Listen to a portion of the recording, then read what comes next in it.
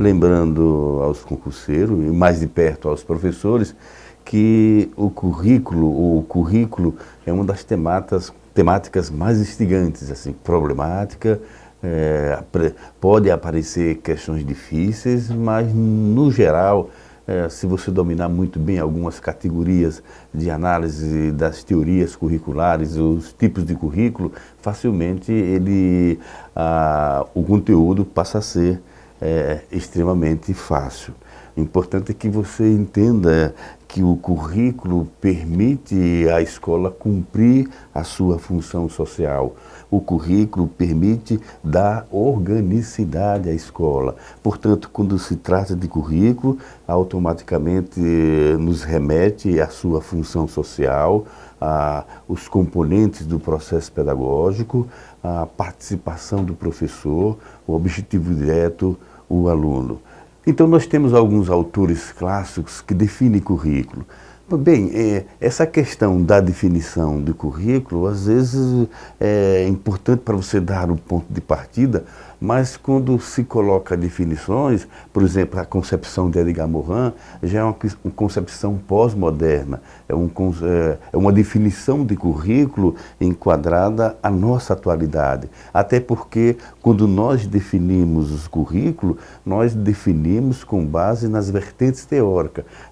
Essa primeira definição, que é de Edgar Morin, está explícito aqui o conceito como um terreno fértil, onde o foco maior seria a participação do sujeito dentro de um contexto, dentro de uma ordem, de uma aldeia global, dentro da concepção neoliberal.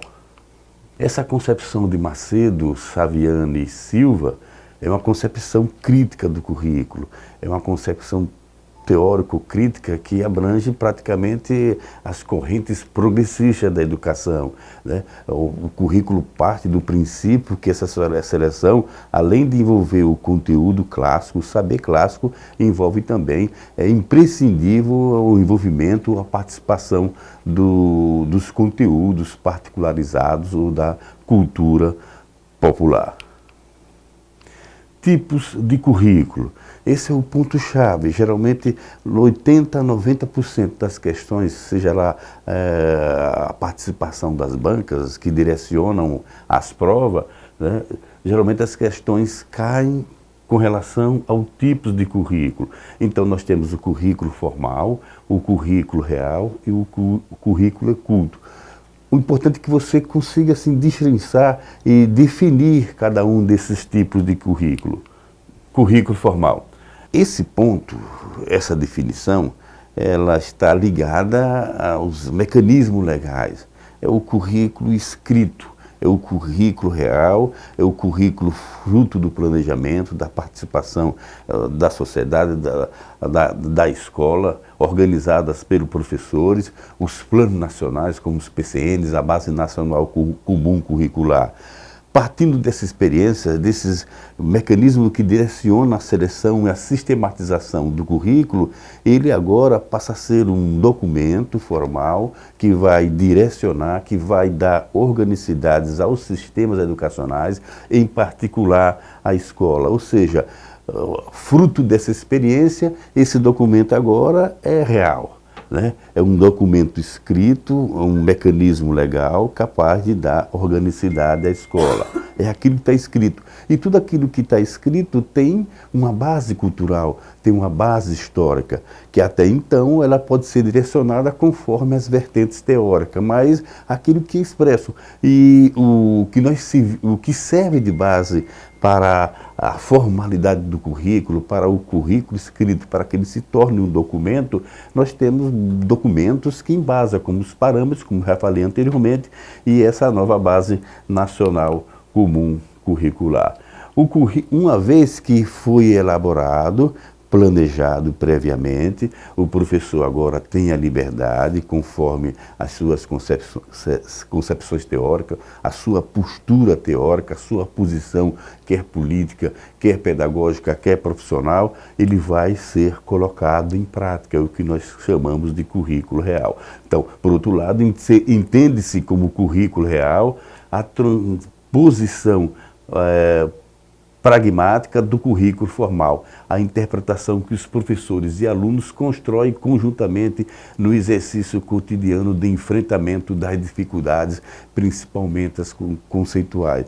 Uma vez planejado, uma vez elaborado, naquele documento elaborado que representa a postura do professor, o posicionamento do professor, ele agora vai para a sala de aula. O currículo oculto é aquela, nesse confronto do real, uma vez estabelecido pelo documento escrito, vai se deparar na sala de aula e aí vamos encontrar posições, posturas dos alunos e até mesmo a reação do professor com relação os possíveis questionamentos dos alunos. Esse currículo importante para algumas vertentes teóricas, ele é extremamente importante, é o verdadeiro currículo. As teorias progressistas, todas elas valorizam excessivamente o currículo oculto, porque é capaz de perceber as representações, os simbólicos, a subjetividade dos alunos. E essa subjetividade, essas representações estão explícitas as manifestações de preconceito, discriminações, seja qualquer tipo de separação, de seleção que envolve os alunos nos seus embates, nos seus confrontos com os conteúdos. Currículo integrado. Esse tipo de currículo é um currículo também ligado à pós-modernidade. Ele representa basicamente assim um diálogo. Esse diálogo que nós vamos discutir mais adiante está envolvendo princípios, disciplinaridade e interdisciplinaridade. O currículo integrado supõe-se que haja uma interligação, um diálogo entre as diversas disciplinas. Por essa razão, você pergunta assim, mas integrada de que forma? Como é que nós conseguimos definir de forma bem simples essa integração dos conteúdos? Lembrando que o currículo na escola, ele está expresso nas disciplinas.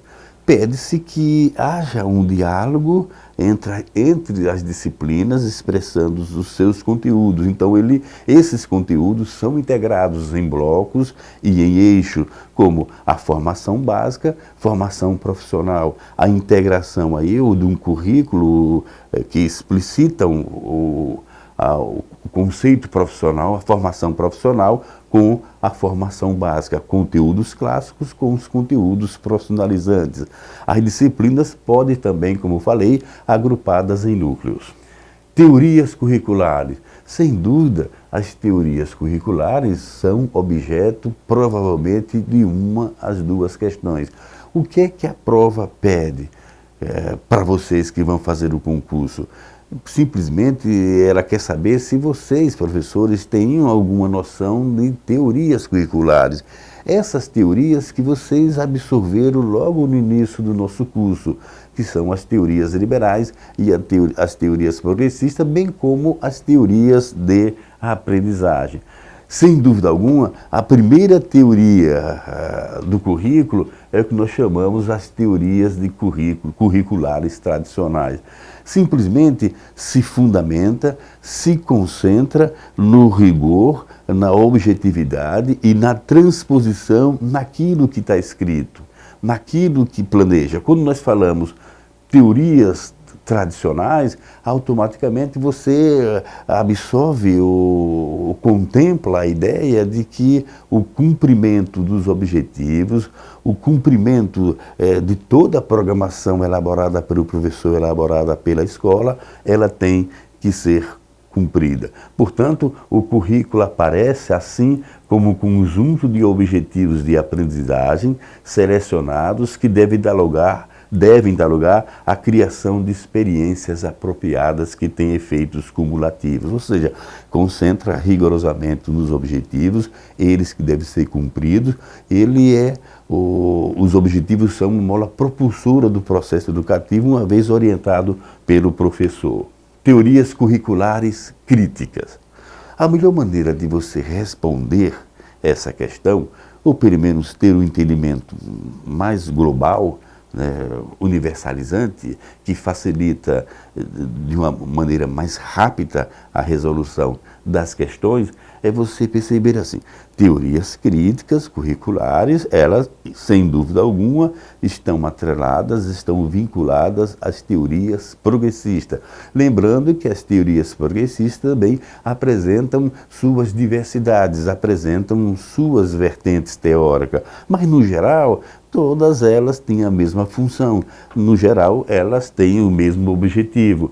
Mas a melhor maneira de você definir rapidamente as teorias curriculares é você perceber quais são as categorias de análise explícita nas chamadas teorias curriculares críticas. Por exemplo, como a função das teorias progressistas, a princípio, é fundamentada na transformação, ou seja, preparar o aluno para transformar o mundo, portanto, as teorias curriculares críticas vão dar ênfase ao economicismo, vão dar ênfase ao materialismo histórico. Portanto, as categorias principais das teorias curriculares críticas são ideologia, poder, classes, lutas de classe e a base fundamental é o economicismo, ou seja, qualquer questão relativa às teorias curriculares críticas, essas categorias de análise estão presentes.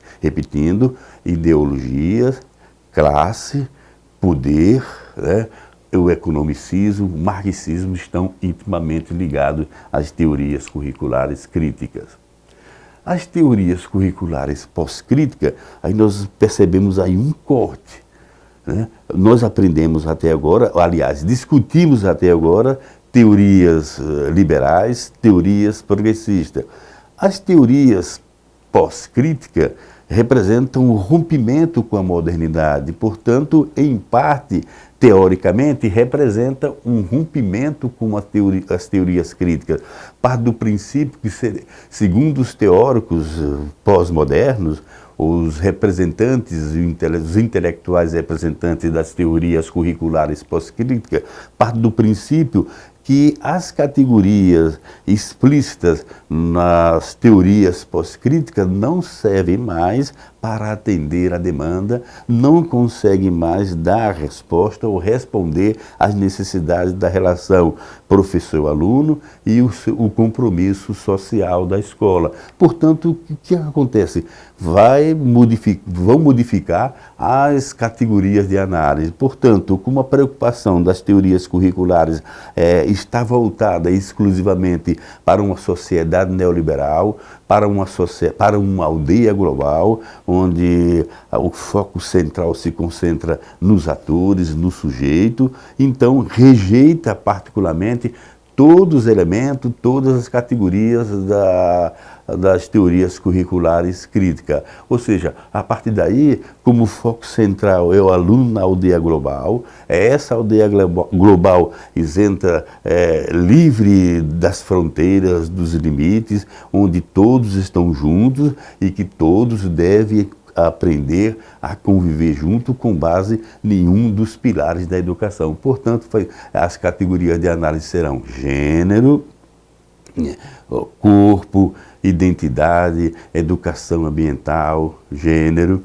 Portanto, essas são as categorias de análise mais explícitas, mais presentes nas teorias curriculares pós-crítica. Então é importante que você perceba no comando das questões e na elaboração das questões essas categorias de análise.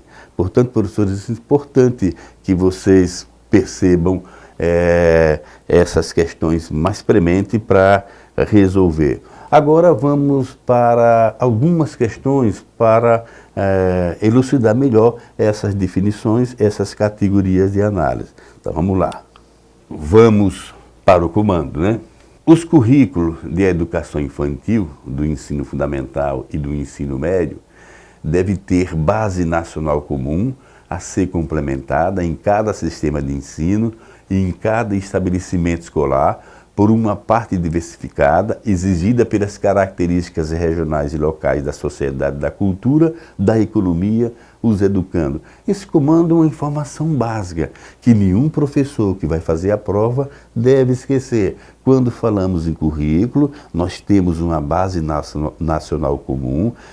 Essa base nacional comum representa o saber clássico, representa o saber erudito, representa a base principal da escola. E o ponto mais importante é que permite para que os sistemas possam desenvolver o seu currículo e o seu planejamento, é necessário que haja a integração, a inserção dessa parte diversificada. Portanto, a parte diversificada valoriza os conhecimentos e as culturas particularizadas. Portanto, no sentido das teorias progressistas, valoriza essa base que atenda às camadas populares, às camadas menos abastadas. Isso na visão da postura crítica. Então, vamos lá. Em relação às ideias e às estruturas do texto acima, julgue os itens seguintes. O currículo oculto expressa uma operação fundamental da análise sociológica que consiste em descrever os processos sociais que moldam nossa subjetividade, como que por detrás de nossas costas sem o nosso conhecimento consciente. Portanto, a resposta está certa. Ou seja, são as manifestações dos alunos e dos professores no momento em que o currículo real se efetiva. Aí nós expressamos as nossas subjetividades, os nossos conceitos. Portanto, uma alternativa correta. É importante que vocês percebam que realmente mudam o nosso comportamento, a nossa maneira de ver a sociedade. É por isso que no currículo, a proposta de currículo, seja crítico ou pós-crítico, dá essa liberdade capaz de o aluno entender essa postura crítica. Se você analisar bem, a nossa escola tem como função a cidadania. Portanto, o conceito de cidadania que o aluno deve absorver, ou seja, assim que o aluno conclua a educação básica, ele adquire a cidadania. E a cidadania é perceber, se posicionar ou posicionar-se de maneira crítica, perceber cidadania como participação social e política, perceber cidadania como uma reflexão sobre a dignidade humana, os direitos, a luta os direitos de igualdade e respeito e solidariedade. Então é capaz de perceber respeitar com base nas discriminações. Vamos para a segunda questão. O currículo real é aquele que acontece dentro da sala de aula, entre educadores e seus alunos, tendo caráter bem prático e flexível. Ele diz respeito às atividades planejadas desenvolvidas no projeto político-pedagógico da escola e os planos de aulas realizados pelo professor. Perfeito, correto, é o momento da materialização, é o momento que o professor, com base num projeto maior, aquilo que vai direcionar, ele coloca em prática. Quando ele elabora o seu planejamento, está expressa ali a sua postura teórica, a sua postura política, e se materializa na prática com os alunos. Portanto, uma alternativa correta. Terceiro, currículo prescrito é aquele pré-estabelecido em todo o território, seja nacional ou estatal, que todos os professores devem seguir e executar. Ele atribui à escola o papel de reproduzir a cultura e é imposto por documentos oficiais como lei. Portanto, uma resposta correta. É o currículo oficial, é o documento. E esse documento que é expresso na escola, nas escolas, nos sistemas estaduais, nos sistemas, quer seja estadual ou municipal, ele tem uma base maior, ele tem um fundamento maior, ele tem uma referência maior. E quem são essas referências? Os parâmetros curriculares nacionais e a remodelação, a reconfiguração desse currículo que está expresso na Base Nacional Comum Curricular. Portanto, o prescrito é o currículo formal, ou seja, a resposta está correta. Portanto, professores, chegamos ao final dessa aula, mas lembrando, é importante que vocês tenham adquirido os conhecimentos anteriores e com relação ao currículo e às formas, esse conteúdo não morre aqui, eles serão trabalhados nos outros conteúdos. Portanto, daqui a pouco nós estamos de volta para mais um encontro.